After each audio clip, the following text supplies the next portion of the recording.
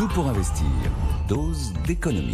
Ah oui, une petite dose de changement. Bonjour Nicolas. Bonjour. Au 1er avril, il y a plein de choses qui changent. Avec vous, on fait le point. À compter de demain, l'indemnisation des arrêts maladie change. Que va-t-il se passer ? Elle baisse. La sécurité sociale va baisser ce qu'elle rembourse. C'est dans le budget Barnier, puis c'est retrouvé également dans le budget Bayrou. C'est l'une des seules mesures d'économie de dépenses sociales que François Bayrou n'a pas accordé. Pour laquelle François Bayrou n'a pas accordé sa suppression aux socialistes pour l'accord de non-censure. Alors, très concrètement, l'assurance maladie, aujourd'hui, elle vous verse la moitié du salaire brut jusqu'à 1,8 SMIC. Ça fait 3 241 € brut, 1,8 SMIC. Oui. À compter de demain, ce sera toujours 50% du salaire brut, mais seulement jusqu'à 1,4 SMIC. Donc jusqu'à 2 521 € brut par mois. Alors pour les gens en dessous d'1,4 SMIC, ça ne change absolument rien à la situation actuelle.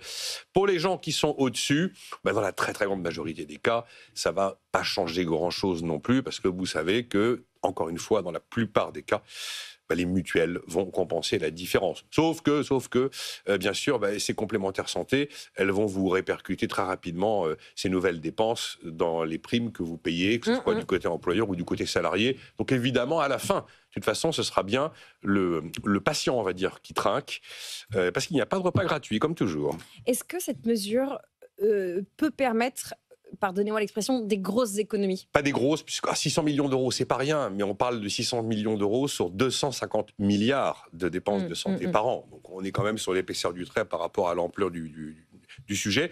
Maintenant, on a un problème d'arrêt de travail et d'absentéisme. En 7 ans, on a plus que doublé la facture pour l'assurance maladie des remboursements d'arrêt maladie.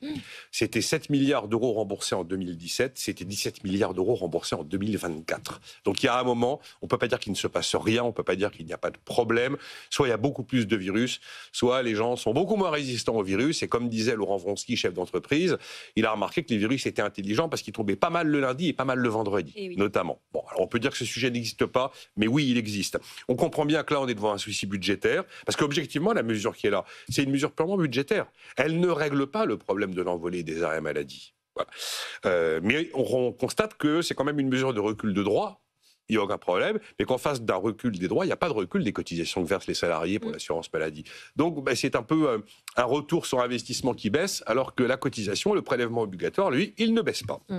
L'autre nouveauté pour demain, 1er avril, vous qui nous écoutez de manière délinéarisée, concerne l'indemnisation des chômeurs. Oui, alors là, ce n'est pas du tout un texte de loi, c'est un accord des partenaires sociaux de novembre 2024.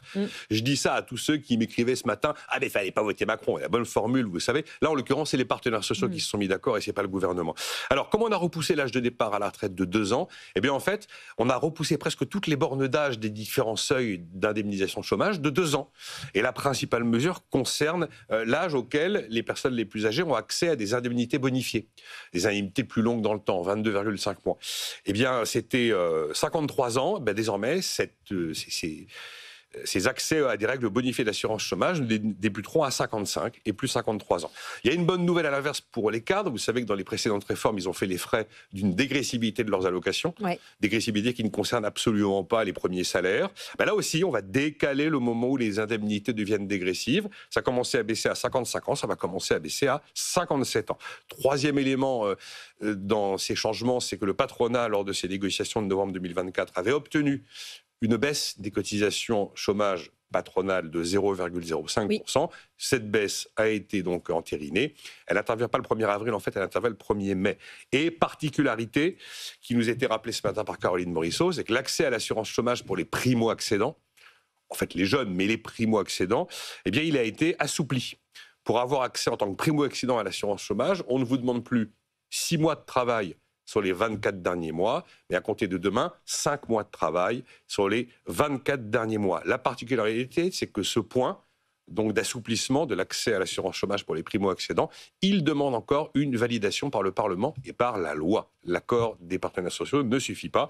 L'UNEDIC nous dit qu'avec ces mesures, là encore, c'est quand même sacrément budgétaire, avec ces mesures, on espère économiser 2,3 milliards d'euros sur 3 années cumulées. Voilà.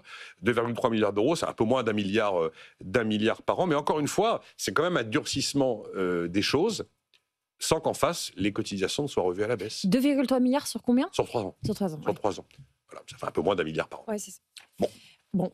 Très bien. Merci beaucoup Nicolas pour ce point sur les changements du 1er avril côté arrêt maladie et puis côté indemnisation des chômeurs.